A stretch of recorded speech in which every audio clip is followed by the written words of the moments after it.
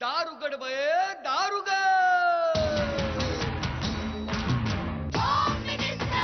कोणाला बघ home minister. शाळेला उशीर होतो होम मिनिस्टर. आज कामवाली बाई पण नाही आली होम मिनिस्टर.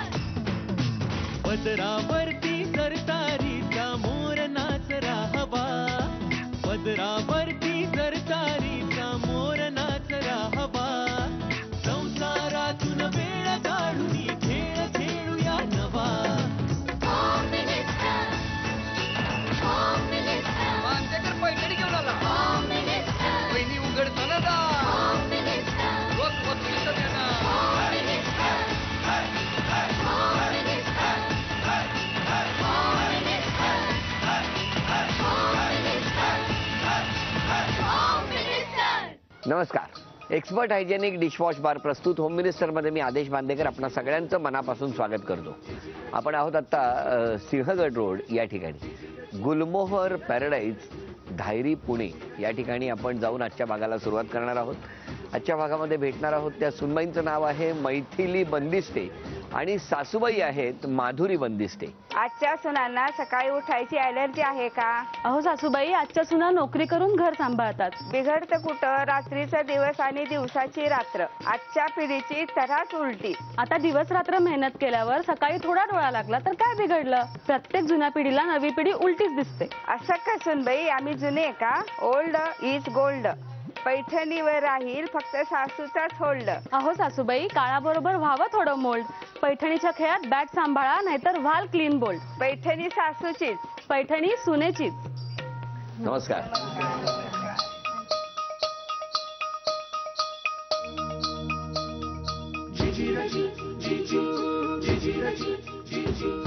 एक अक्षर देतो उखाणा.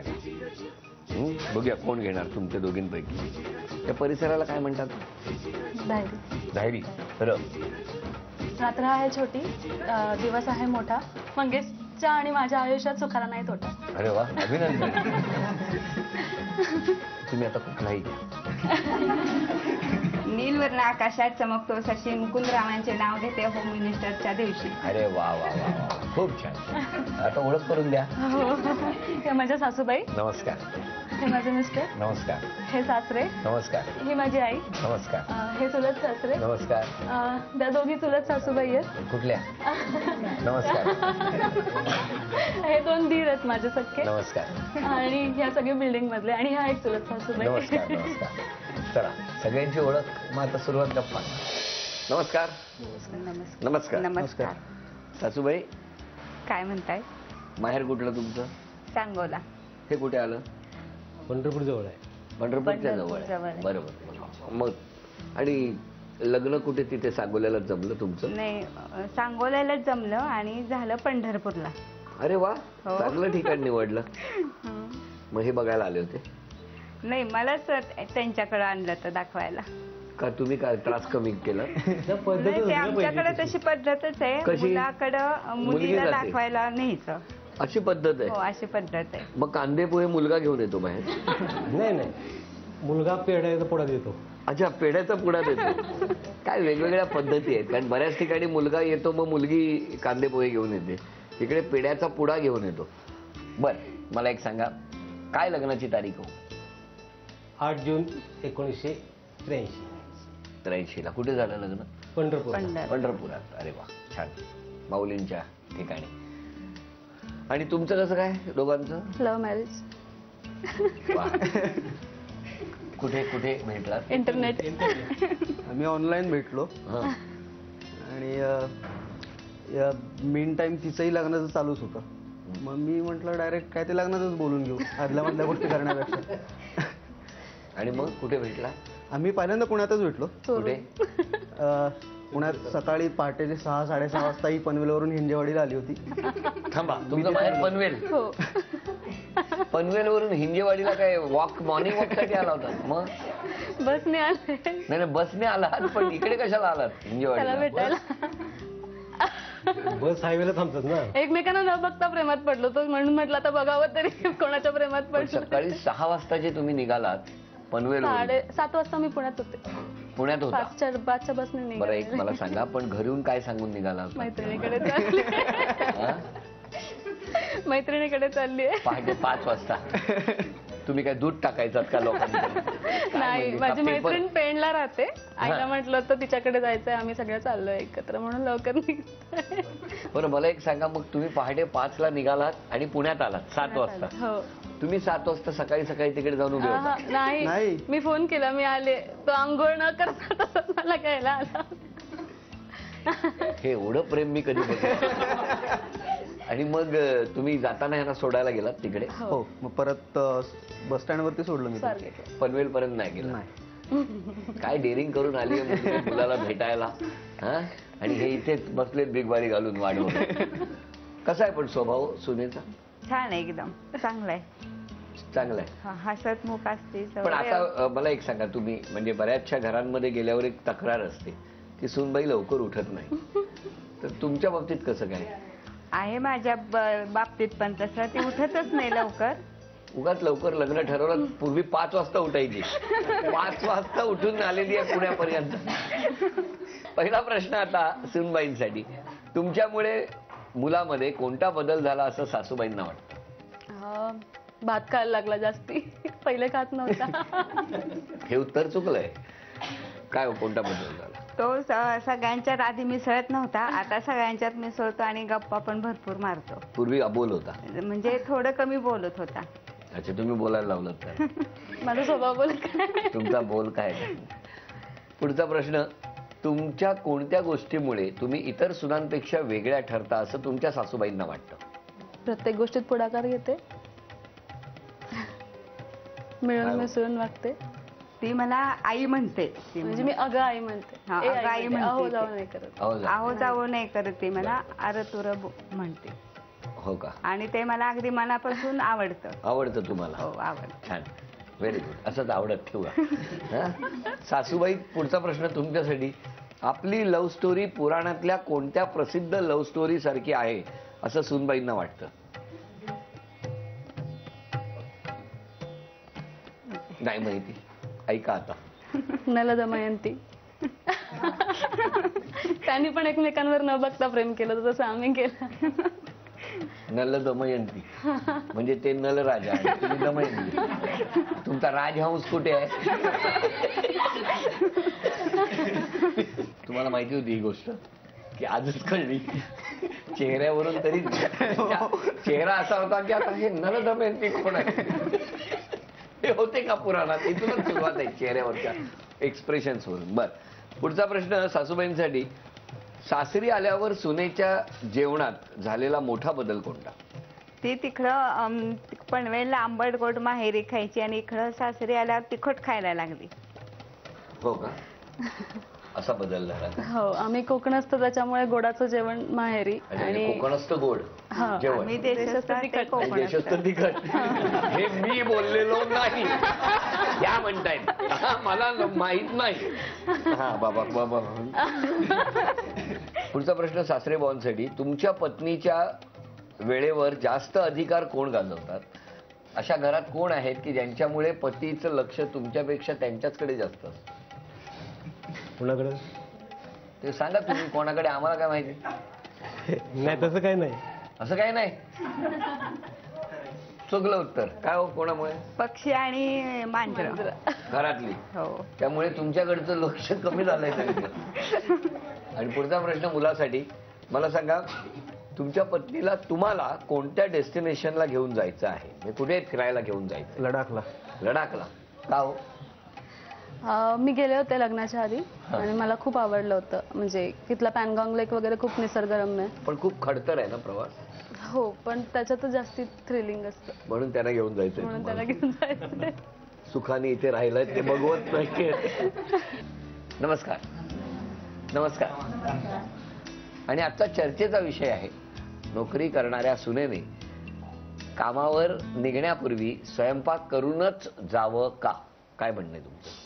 हो, जावं स्वयंपाक करूनच. स्वयंपाक केल्याशिवाय घराच्या बाहेर पडायचं नाही. हो हो, असं तुमचं म्हणणं आहे. ठाम. तुमचं काय म्हणणं आहे? माझं म्हणणं आहे की मी पण नोकरी करते, तर प्रत्येक वेळेस जमतं असं नाही, त्याच्यामुळे बाकीच्यांनी ऍडजस्ट करावं थोडंफार. टाटा टाटा. तुमचं काय म्हणणं आहे? माझं मत आहे की हो स्वयंपाक करून जावं, पण कधी कधी डिपेंडिंग सिच्युएशन काय आहे, कधी कामाला लवकर जावं लागतंय किंवा काही अर्जन्सी आली तर नाही करता येत. स्वयंपाक करूनच जावं का याचं उत्तर हो किंवा नाही एवढंच हो हो. हो. बाबा आपलं काय म्हणणं आहे? होच. दिवसाची सुरुवात संसाराची आहे. हा. तर दिवसाची सुरुवात ती गॅसवर करावी. सगळेच करतात. सगळेच करतात. काय रे देवा, हे बरं आहे आपलं. मग मला सांगा, मग त्याच्यात एकट्या दोघेही नोकरी करत असतील तर मुलांनीही त्याला मदत करावी का? हो हो करायलाच पाहिजे. करायला म्हणजे काय, पाहिजे. मुलांनी काय चिरलं तर तिने फोडणीला टाकायचं असं? थांबा, तुमचा मुलगा किती करतो जरा मला विचारायचं. काही नाही, हा पाणी पण हातात द्यावं लागतं. नाही काही नाही करत. हा, मग आता हे काय, हा अन्याय नाही? हो अन्याय आहे, पण त्याला तशी सवयच नाही कधी काम करायची. हे बरं आहे. मग ह्यांना काय पूर्वी सवय होती का स्वतःच्या आपल्या मुलाची बाजू घेत आहेत? विषय कुठला सुरू झाला आणि कुठल्या विषयावर घसरला बघा. बर, आता माझा प्रश्न होता की नोकरी करणाऱ्या सुनेने कामावर जाण्यापूर्वी स्वयंपाक करून जाणं गरजेचं आहे का किंवा केलाच पाहिजे का? तुमचं काय म्हणणं आहे? मला असं वाटतं की मदत पुरुषांनी पण बाईला केलीच पाहिजे घरामध्ये, कारण संसार दोघांचा असतो, एकट्याचा नसतो तो. त्याच्यामुळे त्यांनी मदत केली तर ती बाई तेवढ्याच वेळेमध्ये बाहेर लवकर पडू शकते, कारण मुलांचंही घरात करायचं असतं, घरातलं आपटून बाहेर पडायचं असतं. तुमचं काय म्हणणं आहे? काही वेळेला करावं, काही वेळेला नाही केलं तरी चालेल. ह्या कोण असतात? चुलत सासूबाई. तुमच्या हो. म्हणजे मुलाच्या बाजूची मंडळी. त्यांचं काय म्हणणं आहे? करायला पाहिजे, म्हणजे डबा करूनच जायला पाहिजे. सुनेने आणि मुलाने मदत नाही करत. नाही, मदत करायला पाहिजे, थोडीफार केली तर ठीकच. डबा खायला नाही मदत, बाकीची पण आहे. करायला मग करायला त्या पण सासूबाई. त्या पण सासू आहेत. मग मी पण निवडूनच विचारतोय. बरं, आता या बाजूला विचारूया की सुनांनी स्वयंपाक करूनच सकाळी कामावर जायला पाहिजे का? नाही. या तुमच्या बाजूच्या आई बरोबर, मुलीच्या बाजूने. पण बरोबर आहे. तुमचं काय म्हणणं आहे? कंपल्शन नको. हा, कंपल्शन नको की करायलाच पाहिजे, कारण प्रत्येकाला रिस्पॉन्सिबिलिटी माहीत असते आणि होतच तसं, पण एखाद्या वेळेस ऍडजस्ट फ्लेक्झिबल राहायला हवं बाकीच्यांनी. बाकीच्यांचं पुढे काय म्हणणं आहे? कधी नाही जमलं तर हरकत नाही तसंच सोडून जायला, स्वयंपाक न करता जाणं. स्वयंपाक म्हटलं नवऱ्याला सोडून जायला, स्वयंपाक करून जायला, मग ठीक आहे. आणि आता ही झाली सगळ्यांची मतं. आता ही मतं कागदावर उतरणार आहेत.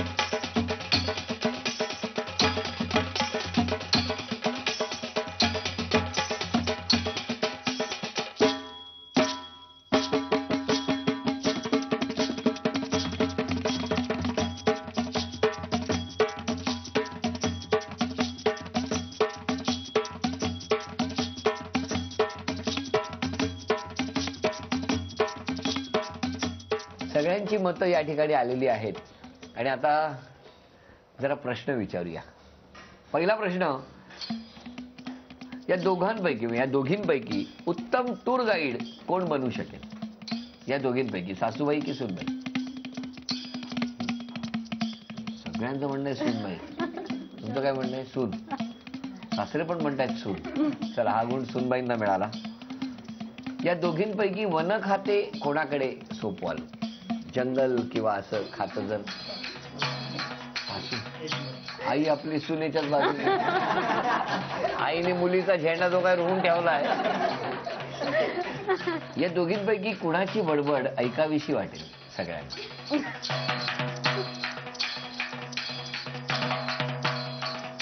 1 2 3 4 5 6 जण म्हणतायत सासू, 3 आणि 3 6 जण म्हणतायत सासू. हा गुण कोणालाही नाही. पुढचा प्रश्न, इंटरनेटवर एकाच वेळी दोघेही ऑनलाईन असतील, इंटरनेटवर दोघीही ऑनलाईन असतील तर मुलगा आधी कुणाशी चॅट करेल?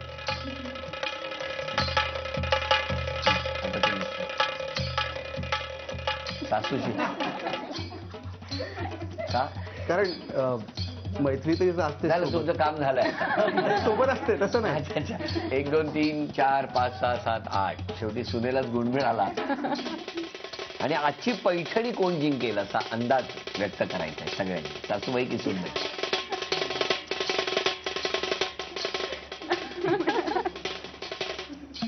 बघताय मुलं कशी असतात. हं? तेही फिरले बघा. कुणाकडेच गेले ते पण सुनबाईंच्याच बाजूने. बघताय ना. एक विषय चर्चेला घेतला होता की सूनबाई ज्या नोकरी करतात त्यांनी सकाळी कामावर जाताना जेवण करूनच जायला पाहिजे का, आणि मग वेगवेगळी मतं आली. आतापर्यंत सासूबाई आणि सूनबाई प्रत्येकी 3 गुणांवर आहे. 4 5 6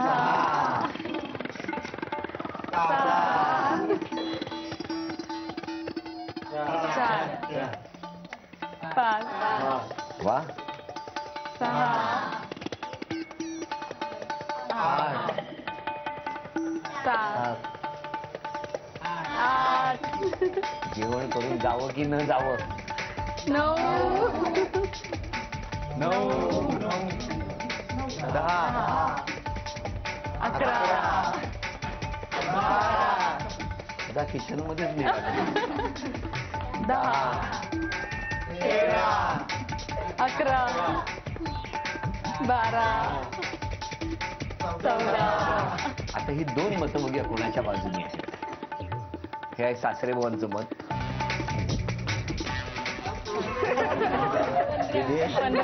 15 काय सासूची दहशत आहे. आणि मुलगा पण म्हणतोय तिकडे. त्यामुळे कितीही म्हटलं तरी सुद्धा त्या गृहलक्ष्मीने सकाळी आधी या सगळ्यांच्या जेवणाची व्यवस्था करावी आणि मग कामावर जावं. अरे रे, हे मत कधी बदलणार. आमच्या वहिनींचा त्रास कधी कमी होणार. आजच्या या भागात 16 गुण मिळवून या खेळामध्ये जिंकलेले आहेत सासूबाई सासूगर. ही 1600 रुपयाची लक्ष्मी आणि ही भेटवस्तू झी मराठीकडून. बघूया पैठणीचा खेळ. आणि या खेळामध्ये आता कोण जिंकणार पैठणी आता ठरणार आहे. जिथे बसल्यात तिथेच बसावं या दोघींनी, कारण एरवी खूप काम करतात दोघी. खेळ सोपा आहे. हे चेंडू आहेत प्लास्टिकचे 9 आणि एकूण 7 ग्लास चिकटवलेली आहेत. इथूनच बसून बसल्या जागेवरून तो चेंडू टाकायचा आणि तो चेंडू ग्लासवरती थांबला पाहिजे. लक्षात ठेवा, इतके आहेत 7 चेंडू म्हणजे 7 ग्लास. आणि आपण बघणार आहोत की किती जास्त चेंडू त्यामध्ये राहतात.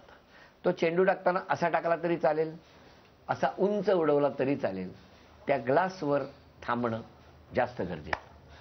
या दोघींपैकी ज्यांची गुणसंख्या जास्त त्या ठरणार आजच्या भागातल्या होम मिनिस्टर, ज्यांना मिळणार आहे पैठणी. 1 2 3 ऐक टाका. 1 दुसरा 2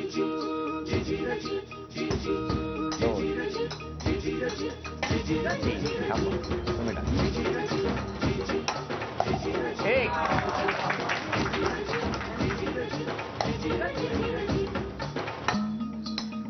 आई पुढचे 3.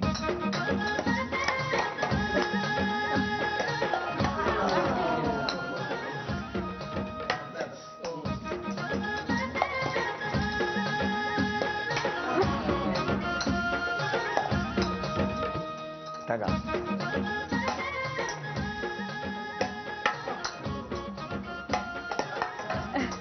टाका.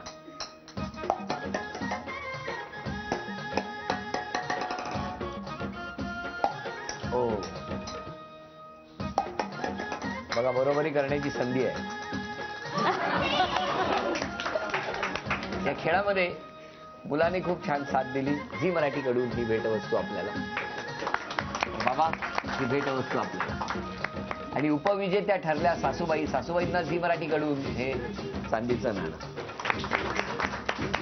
आजच्या भागात होम मिनिस्टर ठरल्या सूनबाईंना तथास्तू पुणे यांच्याकडून ही पैठणी.